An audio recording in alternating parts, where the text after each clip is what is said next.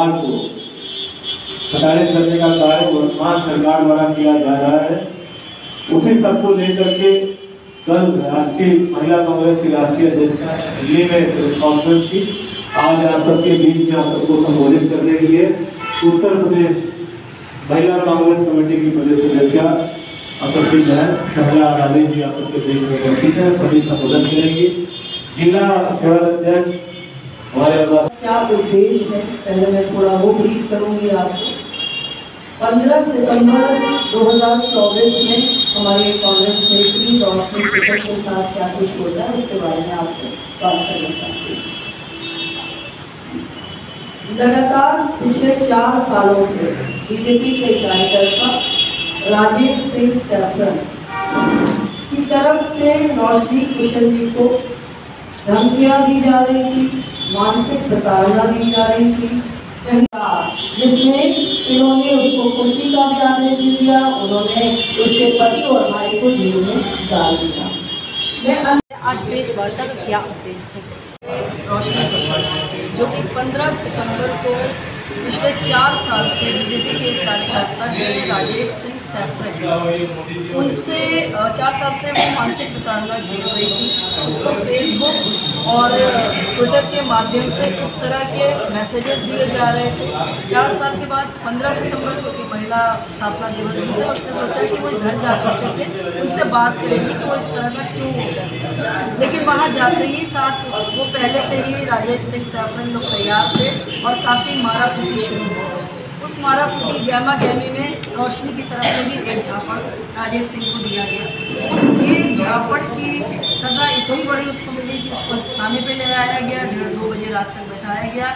उसको तो किसी तरह से कांग्रेस के परिवार ने छुड़ा लिया, लेकिन उसके पति और कांग्रेस के कुछ कार्यकर्ता जो हमारे वर्कर थे उनको जेल के अंदर आज तक। मैम देखा जाए तो अगर उनको कानूनी कार्रवाई करनी चाहिए थी, डायरेक्ट उनके घर पे जाके इस तरीके का जो कार्य हुआ है, चाहे मारपीट किधर से भी हुआ हो, लेकिन पहले तो उनको कानूनी कार्रवाई के लिए नोटिस वगैरह भिजवाना चाहिए। कार्रवाई की नोटिस पहले भी डीएम और कमिश्नर को दिया जा चुका था, उसका पूरा लेखा जोखा है आप तक उपलब्ध कराया जा चुका है, लेकिन उस पर उस एक पक्ष की तरफ से कुछ कार्रवाई हो ही नहीं रही। इस वजह से उसने कहा कि वो अपने टीम मेंबर के साथ गई और वहाँ जाकर के बात करना चाहता। उस बात तो हुई नहीं, लेकिन वहाँ पे क्योंकि पहले से ही राजेश सिंह को ये पता चल गया था कि रोशनी कुशल आने वाली है, तो उसने अपने चंद लोगों को बुला करके गलत तरीके से उससे बात करने लगी और मारा पीटी वहाँ पे शुरू हुई। उसके बाद भी रोशनी कुशल लोग वापस चले आए, कोई बात नहीं हुई। वहाँ पे ला करके सिर्फ रोशनी कुशल को ला करके थाने पे बैठाया गया। क्यों नहीं ये दोनों पक्ष की तरफ से लड़ाई, क्यों नहीं राजेश सिंह से भी कार्रवाई हुई? कितने लोग बंद है? 5 लोग। मैम अगर देखा जाए तो प्रशासन की तरफ से लगातार ये भी कहने को आता है कि महिलाएं सुरक्षित हैं, महिलाओं की जल्दी से सुनवाई होती है, तो ऐसा क्या है कि रोशनी को प्रशासन जानबूझ के नज़रअंदाज कर रही है या फिर क्या कारण है? देखिए ये सिर्फ कहने की बात है कि महिलाएं सुरक्षित हैं। आप एनसीआरबी की रिपोर्ट पिछले 10 साल में उठा करके देख रहे हैं, जिस तरह के बलात्कार और दुष्कर्म की जो रिपोर्ट है वो आपको सब कुछ विवरण कर देगी। जिस तरह से अभी दिल्ली में आईपीएस के ऊपर एक महिला कांस्टेबल ने जो शिकायत दर्ज की है कि उसके साथ दुष्कर्म करने की कोशिश की है, उसके साथ 5 कांस्टेबल और भी आए हैं और मुझे पूरा यकीन है कि ये पूरा प्रशासन उस कांस्टेबल को आराम से उसकी आवाज़ बंद कराने का काम करेगी।